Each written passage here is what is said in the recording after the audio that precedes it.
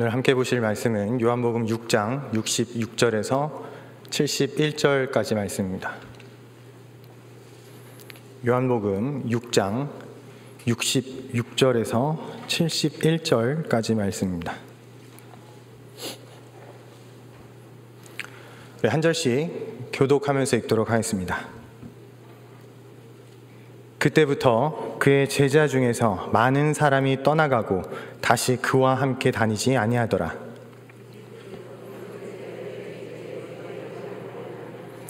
시몬 베드로가 대답하되 주여, 영생의 말씀이 주께 있사오니 우리가 누구에게로 가오리이까?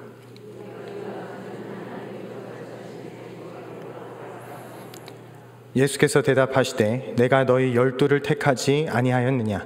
그러나 너희 중에 한 사람은 마귀니라 하시니, 이 말씀은 가룟 시몬의 아들 유다를 가리키심이라. 그는 12 중에 하나로 예수를 팔 자로라. 아멘. 네.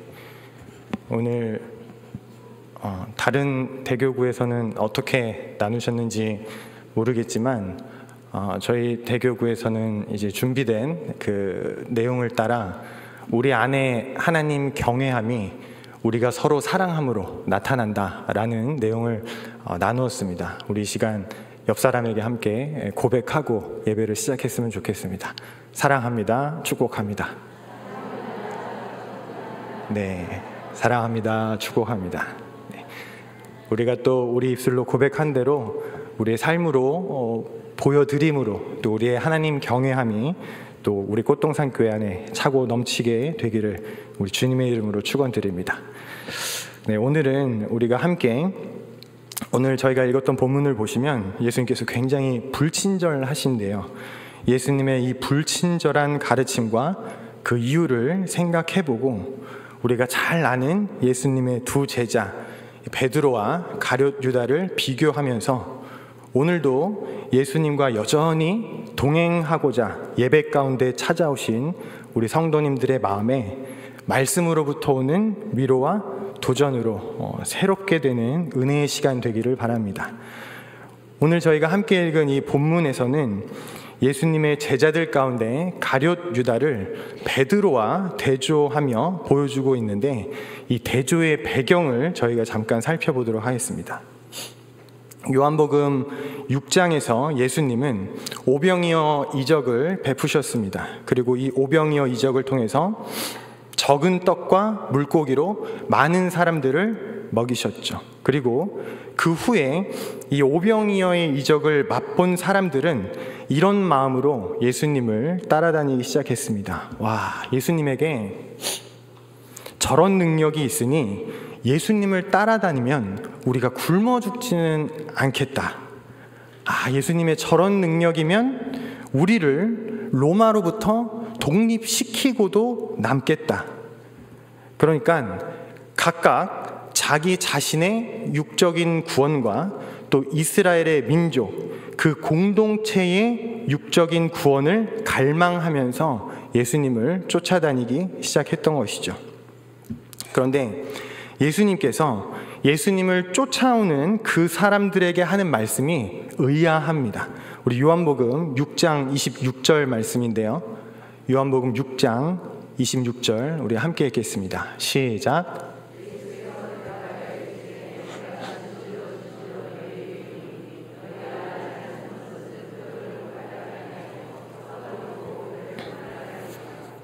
네, 이렇게 말씀하시는 것입니다. 너희는 떡을 먹고 배가 불렀기 때문에 나를 따르지만 이제 내가 줄 것은 너희가 이전에 먹었던 그런 떡이 아니야 라고 이야기를 하시는데, 우리 계속해서 6장 35절 말씀 보겠습니다. 제가 읽겠습니다. 예수께서 이르시되 나는 생명의 떡이니 내게 오는 자는 결코 줄이지 아니할 터이요 나를 믿는 자는 영원히 목마르지 아니하리라. 이런 말씀이죠. 내가 바로 생명의 떡인데 내게로 오면 결코 줄이지 않을 거야. 그러니 이 생명을 너희가 얻기 위해서는 내 살을 먹어야 한다. 내 피를 마셔야 한다. 이것이 6장 51절, 53절 내용입니다. 함께 보겠습니다. 51절, 나는 하늘에서 내려온 살아있는 떡이니 사람이 이 떡을 먹으면 영생하리라. 내가 줄 떡은 곧 세상의 생명을 위한 내 살이니라 하시니라. 53절, 예수께서 이르시되 내가 진실로 진실로 너희에게 이르노니 인자의 살을 먹지 아니하고 인자의 피를 마시지 아니하면 너희 속에 생명이 없느니라. 이것이 오병이어의 이적으로 예수님을 따르는 사람들에게 예수님께서 주셨던 가르침입니다. 그러니까 너희들이 찾는 떡은 이제 내게서 찾지 못할 것이나 내가 바로 생명을 주는 떡이며 너희는 내 살을 먹고 내 피를 마셔야 한다라는 말씀이죠. 제가 지난 저녁 예배 때 예수님이 생명을 주는 떡이다라는 말씀으로 의미를 나눈 바 있습니다. 그것은 우리가 일상에서 밥을 먹고 포만감을 얻듯이 우리가 이 땅에서 육적인 구원의 결핍을 느낄 때가 온다 할지라도 우리에게 영적인 구원을 약속하신 예수님과의 인격적인 교제를 통해서 영적인 포만감을 우리가 누릴 수 있다라는 의미였습니다. 영적인 포만감은 조금 더 구체적으로 우리가 생각해보면 예수님으로 인해서 누리는 개인적인 모든 은혜를 우리가 영적인 포만감이라고 볼 수 있겠습니다. 얼마 전에 한 성도님이 저한테 이런 질문을 하셨습니다. 딸아, 음성을 들었다는 겁니다. 딸아, 아무 염려하지 말아라. 내가 너를 사랑한다. 라는 음성을 들었는데 그런 경험이 처음이라고 그것을 내가 어떻게 받아들여야 하겠느냐고 저에게 질문을 하시더라고요. 바로 이것이 영적인 포만감의 실제입니다. 배부름이, 우리가 느끼는 배부름이 우리 각자 개개인의 경험이듯이 예수님을 찾고 구함으로 인한 이와 같은 개인적이고 인격적인 경험들이 우리 영혼을 살찌우는 것입니다. 그분은 어려움과 힘든 상황 가운데 하나님을 찾고 구했고 하나님을 찾고 구하는 그때에 하나님의 음성이 들린 것입니다. 이 음성을 들렸다는 것이 물론 어떤 물리적인 음성인지 아닌지는 모르겠습니다. 개개인이 느끼는 그 경험들이 다 다르고 나타나는 현상들이 하나님의 주권에 따른 것이거든요. 근데 그분이 그와 같은 상황 가운데 기도할 때 딸아, 염려하지 말아라. 내가 너를 사랑한다. 라는 소리를 들었고 그 소리가 너무 생생해서 그걸 저에게 질문하셨던 것입니다.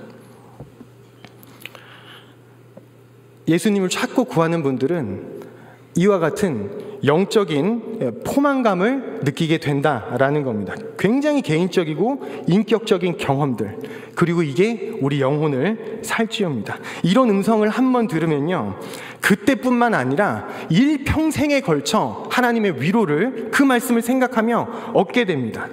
굉장히 성경적인 내용인데요, 형 에서로부터 도망치듯이 나와서 갑작스럽게 혈혈단신이 되었던 야곱을 아실 것입니다. 이 야곱의 심령에 하나님께서 갑자기 나타나셔서 주셨던 말씀이 있죠. 창세기 28장 15절에 내가 너와 함께 있다. 네가 어디로 가든지 너를 지켜주겠다. 내가 너를 다시 이 땅으로 데려오겠다. 야곱에게 하나님께서 처음 나타나셔서 하나님의 음성을 들려주셨던 것입니다. 영적인 포만감이죠. 그리고 이 말씀은 야곱의 평생에 야곱을 지탱하였던 것입니다. 말씀하시는 하나님의 그 음성이 야곱의 일평생의 위로와 소망이 되었을 것입니다. 이게 영적인 포만감입니다. 그러니까 내가 생명의 떡이고 나를 먹어야 한다라는 것은 예수님과 함께 이 땅에서 영생을 누리는 방법을 예수님이 비유적으로 하신 말씀이죠. 이처럼 지금 우리가 나누는 예수님의 그 말씀의 의미는 생각해보면 이미 2000년에 걸쳐서 해석되고 경험된 내용을 나누는 것이기 때문에 그 의미가 보다 선명합니다. 그래서 우리가 받아들이기에는 크게 어려움이 없습니다. 또 우리에게는 내 살과 피를 마셔야 한다, 먹어야 한다라는 예수님의 말씀이 이 땅에 살을 가진 육신으로 오시고 피를 뿌려 우리 죄를 대신하신 것을 성찬 예식으로 기념되고 있기 때문에 그 의미가 우리에게는 보다 분명하고 선명합니다. 이 말씀을 보는 우리에게는 그래요. 그러나 당시 예수님의 말씀을 듣는 사람들에게 이 비유는 굉장히 불친절합니다. 오병이어 이적으로 예수님을 쫓는 사람들, 즉 당장 먹을 것을 염려하고 로마의 압제에서 벗어나고자 했던 이 사람들에게 예수님이 자신을 먹을 것으로 준다는 것과 그것이 영원한 생명을 준다는 것과 같은 말씀들은 그걸 듣는 청중들에게 굉장히 비현실적인 말씀이었을 것입니다.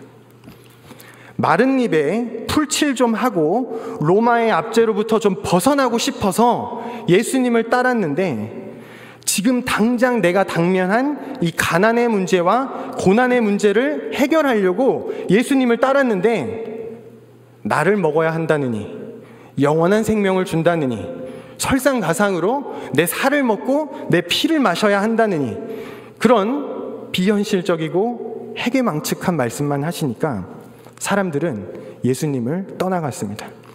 예수님의 그 말씀이 얼마나 심각한 결과를 가져왔는지 60절과 66절에서 이렇게 말하고 있습니다. 60절입니다.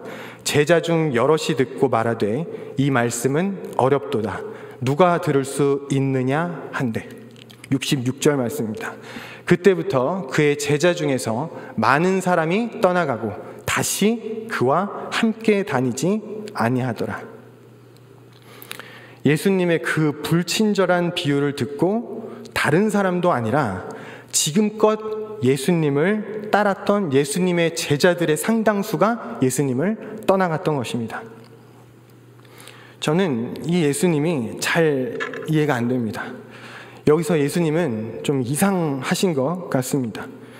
왜 그렇게 생각하냐 하면 복음이면 모든 사람에게 중요한 진리이고 복음이면 자고로 모든 사람이 듣고 이해하고 받아들이게 해도 모자른 게 아닌가요? 보십시오. 예수님을 믿으면 모든 어려운 형편들이 다 잘 풀릴 거고요. 하는 일마다 복을 받으실 것입니다. 재물이 마르지 않는 복을 받을 것이고요. 모든 가족들이 형통한 복을 누릴 것이고 건강하여 아프지 않는 복을 받을 것입니다.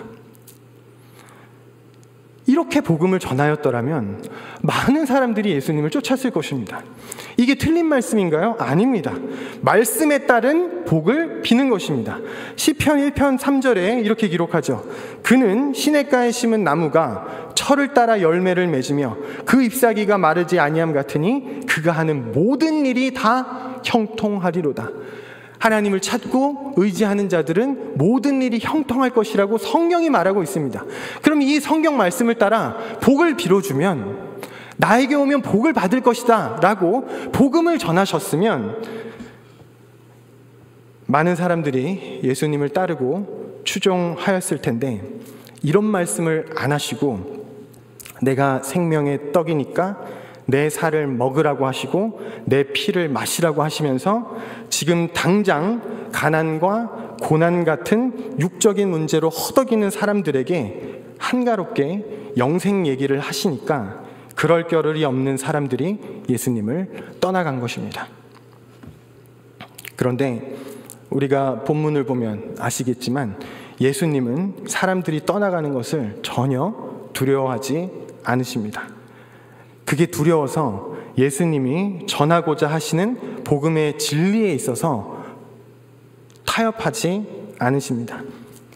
예수님은 당장의 가난과 고난 같은 육적인 문제, 나아가 세상에서 누리는 만족과 권세와 영화와 같은 문제에 집착하여 자신과 세상의 영적인 상태를 진단하지 못하고 영적인 구원에 관심 없는 사람들에게 그들이 알아듣지 못할 영적인 말씀을 하시는데 전혀 거리낌이 없으셨습니다.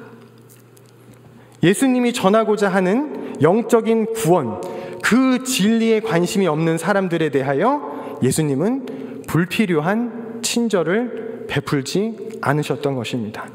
왜냐하면 예수님은 알았기 때문입니다. 그들이 결국 예수님을 떠날 자들이고 하나님께서 주신 자가 아니라는 사실을요. 이것을 요한복음 6장 65절에 이렇게 기록합니다. 또 이르시되 그러므로 전에 너희에게 말하기를 내 아버지께서 오게 하여 주지 아니하시면 누구든지 내게 올 수 없다 하였노라 하시니라. 아버지께서 내게 주지 않은 자들이다 라는 이해가 예수님께 있었던 것입니다. 그리고 그와 같은 자들의 특징은 영적인 구원에 관심이 없는 자들이었다라는 것이죠. 반면에 우리가 예수님과 사마리아 여인의 대화를 한 번 더 되새겨볼 필요가 있습니다. 예수님께서는 이 사마리아 여인에게 영생하도록 솟아나는 샘물을 주겠다라고 말씀하셨습니다. 대화의 시작은, 이 사마리아 여인과의 대화의 시작은 오늘 본문의 생명의 떡이다, 나를 먹어야 한다 라는 이 말씀과 비슷합니다. 그런데 대화의 이 사마리아 여인과 대화의 말미에 분명히 예수님은 오늘 이 본문의 청중들과 달리 이 사마리아 여인에게는 부드럽고 친절하고 분명하게 말씀하십니다. 요한복음 4장 25절 26절 말씀인데요. 우리 한 목소리 읽겠습니다. 시작.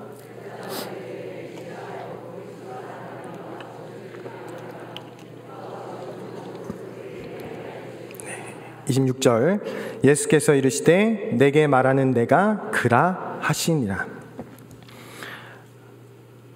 메시아 그리스도가 곧 오실 줄 내가 알고 그때가 되면 그분이 우리에게 모든 것을 알려주실 것입니다 라고 사마리아 여인이 얘기할 때 예수님께서는 몹시 친절하게도 메시아를 기다린다는 그 여인에게 내가 메시아다 라고 말씀하십니다. 너무 분명하고 선명하죠. 왜 이렇게 부드럽고 친절하게 이 여인에게는 말씀하고 계신 것일까요? 사마리아 여인은 하나님을 높이는 예배에 관심이 많았습니다. 사마리아 여인은 메시아, 구원자를 기다리고 있었습니다. 그 말은 곧 이 사마리아 여인이 영적인 구원에 관심이 많았다라는 것을 의미합니다. 그래서 예수님이 자신이 메시아다라고 말씀하시자 이 여인은 바로 예수님이 메시아라는 것을 알아보았던 것입니다. 이 여인은 하나님이 예수님께 주셨던 사람인 것이죠. 우리가 다시 본문으로 돌아와서 이제 예수님의 이 불친절한 가르침을 듣고 육적인 구원만 바라던 자들이 예수님을 떠났습니다. 예수님은 아마도 씁쓸한 표정을 지으면서 남아있던 12명의 제자를 둘러보셨을 것입니다. 그리고 그들에게 이렇게 물어보셨습니다. 우리 67절 말씀입니다. 예수께서 12제자에게 이르시되 너희도 가려느냐? 예수님이 이렇게 질문하시자 베드로가 나서서 이렇게 대답합니다. 68절 69절입니다. 시몬 베드로가 대답하되 주여 영생의 말씀이 주께 있사오니 우리가 누구에게로 가오리이까? 우리가 주는 하나님의 거룩하신 자이신 줄 믿고 알았사옵나이다.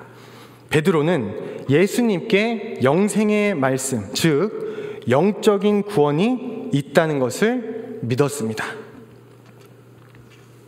그런데 우리가 생각해 볼 필요가 있는 것은 이와 같이 고백한 베드로가 어떤 행실을 보여줬느냐라는 것입니다.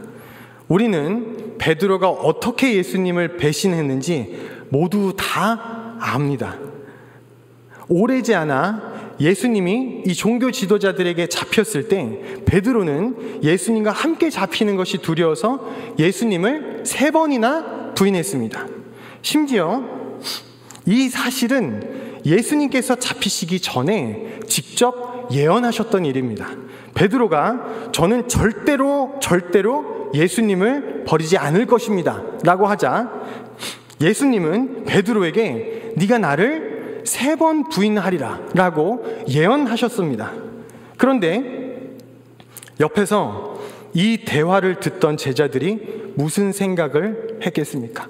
오늘 본문 70절 말씀을 잠깐 보겠습니다. 우리 70절 함께 읽겠습니다. 시작.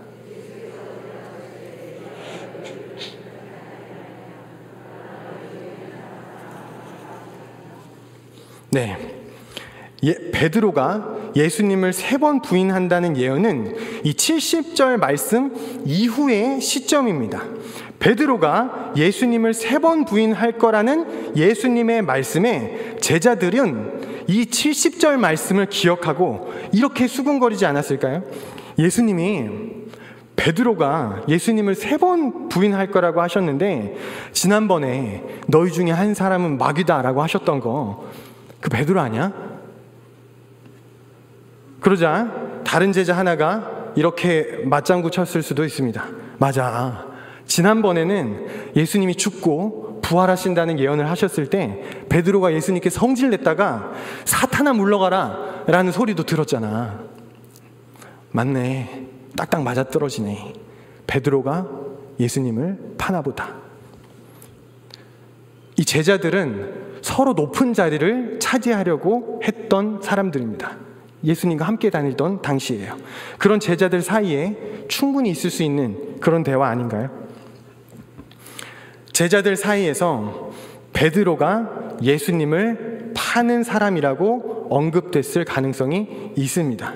그만큼 베드로는 제자들 가운데서 가장 많은 문제를 일으켰고 예수님께 야단을 가장 많이 맞았으며 심지어 예수님을 끝까지 모른다고 했던 사람입니다.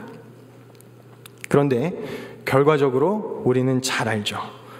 베드로는 예수님을 파는 자가 아니라 예수님을 끝까지 따르는 진정한 제자였다는 것을 우리는 압니다. 베드로는 연약했지만 끝까지 돌이켜서 주님에 대한 자신의 관심과 사랑을 보여줬습니다.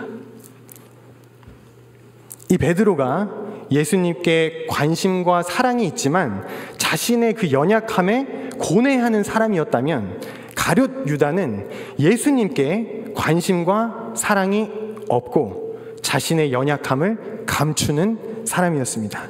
이 가룟 유다는 가난과 고난 같은 육적인 문제에 관심이 많았고 나아가 세상에서 누리는 만족과 권세와 영화를 바랐던 사람입니다. 그리고 겉보기에는 참 잘 꾸며진 사람이었습니다. 그런 그의 모습을 잘 보여주는 사건이 가룟 유다가 마리아에게 화를 냈던 사건입니다. 예수님이 십자가에 못 박히시기 전에 마리아가 약 3천만 원 정도 되는 향수를 예수님의 발에 부었습니다. 그러자 가룟 유다가 불같이 화를 내면서 이걸 팔아서 가난한 사람들에게 주지 왜 낭비하냐라고 말한 적이 있습니다. 그런데 생각해보면 이 말은 사실 너무 예수님 같은 말입니다. 왜냐하면 예수님이 가난한 사람들과 함께 했고 그들을 도우시는 일에 가장 적극적이었던 분이니까요. 당시 거기 있던 모든 사람들은 모두가 이 가룟 유다가 참 예수님스럽게 말했다라고 생각했을 것입니다. 가룟 유다의 이미지는 정말 좋았습니다. 그러나 요한은 이 사건에 대한 해설을 이렇게 첨부하는 것을 볼 수 있는데요. 요한복음 12장 4절에서 6절 내용입니다. 제자 중 하나로서 예수를 잡아줄 가룟 유다가 말하되 이 향유를 어찌하여 300데나리온에 팔아 가난한 자들에게 주지 아니하였느냐 하니 이렇게 말하면 가난한 자들을 생각함이 아니요 그는 도둑이라 돈괴를 맞고 거기 넣는 것을 훔쳐감이러라. 물론 요한의 이 해설은 이후에 일어난 일을 다 알고 있는 전지적 작가 시점에서 가룟 유다의 속모습을 말하는 것입니다. 하지만 당시 사람들은 예수님처럼 말하는 이 가룟 유다를 좋은 제자로 보았습니다. 가룟 유다를 좋은 제자로 보았다는 또 다른 예가 있죠. 예수님이 잡히시기 전에 너희 가운데 내가 이 떡 조각을 적셔서 주는 사람이 나를 팔 사람이다. 예수님이 말씀하셨습니다. 이렇게 말하면서 가룟 유다에게 떡을 주신 일이 있습니다. 그러면 가룟 유다가 그 떡을 받았으니 예수님을 팔 사람이잖아요. 놀랍게도 아무도 이 가룟 유다가 예수님을 팔 사람이라고 생각하지를 않았습니다. 왜일까요? 사람들이 생각하는 가룟 유다의 이미지가 정말 좋았기 때문입니다. 요한복음 13장 26절에서 29절 말씀입니다. 저랑 한 절씩 교독하면서 읽어보겠습니다. 예수께서 대답하시되 내가 떡 한 조각을 적셔다 주는 자가 그니라 하시고 곧 한 조각을 적셔서 가룟 시몬의 아들 유다에게 주시니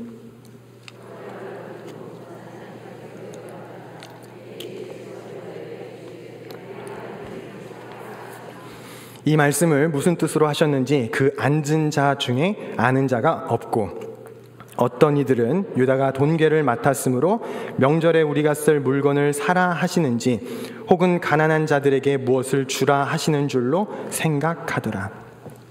아무도 가룟 유다가 예수님을 배신할 자로 여기지 않았던 모습이 저희가 읽은 본문에 나와 있습니다. 주변 사람들이 전혀 이 가룟 유다를 의심하지 않는 것을 보면 유다는 겉으로 실수한 적이 없는 것 같습니다. 허물도 잘 감췄고요, 책망받을 만한 일을 한 적도 없는 것 같습니다. 그것은 예수님의 일행에 돈궤를 맡은 것을 보면 우리가 충분히 추측할 수 있습니다. 돈궤라는 것은 믿을 만한 사람에게 맡기는 것이니까요. 그런데 겉보기에는 예수님을 닮은 듯이 잘 꾸며져 있고 실수가 없고 사람들의 신뢰를 받던 그는 결국 예수님을 팔아 넘겼습니다. 가룟 유다는 처음부터 예수님을 사랑하지 않았고 예수님께 관심이 없던 사람입니다. 그는 예수님이 내가 생명의 떡이니 내 살을 먹고 내 피를 마시라고 말씀하셨을 때 예수님을 떠나야 했던 사람 가운데 하나여야 했습니다. 왜냐? 오직 육적인 구원에만 관심 있는 사람은 결국 예수님을 배신하고 말 것이기 때문입니다. 예수님은 그 사실을 아시고 그렇게 분친절하게 영적인 구원을 말씀하심으로써 영적인 구원, 진리에 관심 없는 사람들을 속아냈던 것이죠. 그럼 이제 우리가 자문할 차례입니다. 나는 가룟 유다 같은 사람인가? 베드로 같은 사람인가? 믿음으로 멋지게 보란듯이 살아내지 못해서 늘 하나님 아버지께 죄송하고 하나님 나라를 살기보다 눈에 보이는 그 세상을 살아가기에 급급해서 울고 웃다가 때로는 사람들 앞에서 예수님을 부인하고 하나님의 이름을 욕되게 하는 삶을 사는 것 같아서 마음이 불편하고 불안하지만 그러나 여전히 눈에 보이는 하나님 나라가 있음을 믿고 그 나라를 바라보며 세상을 견디고 인내하며 용서하는 신앙을 살고 싶은 마음이 있어서 나를 용서하시고 나를 새롭게 하시는 은혜를 찾으며 생명의 떡인 예수님을 먹고 그 포만감을 누리고 싶어서 그래서 성도님들 이 자리에 나오셨다면 그러면 여러분은 베드로입니다. 그러면 여러분은 예수님의 제자인 것이죠. 죄의 유혹에 넘어지고 마음이 흔들리기 때문에 두려워하는 것은 내가 가룟 유다가 아니라는 증거입니다. 주님은 의지가 약하고 죄에 쓰러져도 누구든지 자기에게 나아오는 자를 버리지 않으십니다. 그리고 자기에게 나오는 자에게 영원히 목마르지 않는 생수, 생명의 떡, 예수님 자신을 주십니다. 삶이 엉망진창이었던 사마리아 여인도 이 생수를 마셨고 가장 많이 야단맞고 예수님을 모른 채 했던 베드로도 이 떡을 먹었습니다. 그리고 성령이 임하였을 때 더욱이 이 베드로는 교회의 수장이라는 역할까지 감당할 수 있었죠. 말씀을 정리하겠습니다. 이 자리에서 함께 예배하시는 성도님들은 예수님을 떠났던 제자들처럼 예수님을 배반하고 돌아오지 않았던 가룟 유다처럼 가난과 이 고난의 문제로부터의 육적인 구원, 세상의 만족과 권세와 영화의 육적인 구원만을 바라지 않으시길 바랍니다. 오히려 삶이 엉망진창이라도 영적인 구원을 갈망했던 이 사마리아 여인과 같이 거듭하여 예수님을 모른 채 했으나 끝까지 예수님께 나아갔던 베드로와 같이 영생하도록 솟아나는 샘물이며 생명의 떡이신 예수님을 먹고 마심으로 예수님과 인격적인 교제를 나누고 영적인 포만감을 누리시게 되기를 우리 주님의 이름으로 축원드립니다. 우리가 베드로처럼 우리 연약함에 고뇌하고 자꾸 실패하며 넘어지더라도 괜찮습니다. 중요한 것은 우리가 끝까지 예수님을 붙드는 것입니다. 오늘 이 자리에 나와 하나님 아버지를 찾고 구하시듯이 매일의 삶을 예수님과 함께 걸으려고 하면 됩니다. 그러면 주님께서는 우리에게 주님 자신을 주십니다. 그래서 우리 안에 계신 그 성령님을 풍성히 누리시는 우리 성도님들 되시기를 주님의 이름으로 다시 한번 축원드립니다.